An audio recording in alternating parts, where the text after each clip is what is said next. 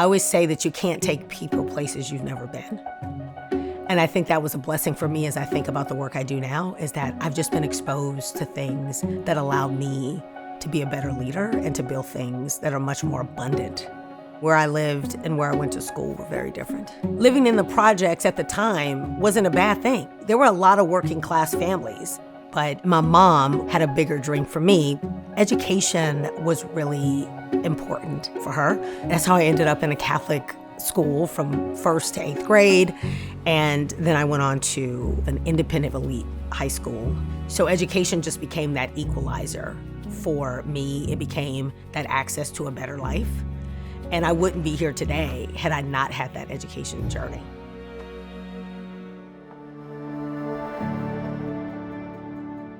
Anybody who puts their kid in preschool knows it's super expensive. That's when I was hit with the public school system. Everything was determined by the area and zip code that you lived in.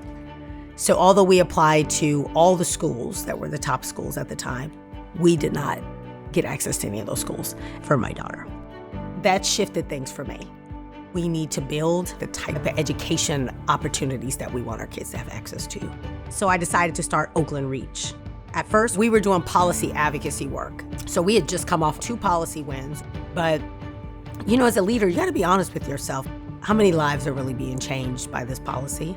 Like, policy has the potential to change lives, but it needs a net to catch it. And then a month later, we asked our parents, like, what was keeping them up at night about their kids' education. And close to 80% said something around literacy. And then the pandemic hit. And that's how the hub was born.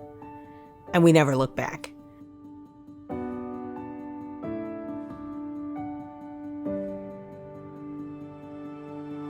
When we built the hub, it really was operating almost like a virtual school. While the kids were taking classes and increasing their literacy outcomes, parents were going back to get their GEDs, starting their bachelor's degrees.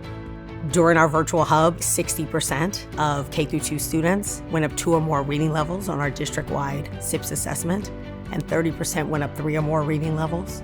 We realized we can never move away from that model. The new DNA of our organization became solutions builders, which is how we got to the Liberator model. Just this year alone, I think we've trained over 50 folks from our communities to be literacy tutors. And then we've just trained another almost 10 to become half tutors. My hope for our future is a future where Black and brown families can live in this country better, much more abundantly, with more access.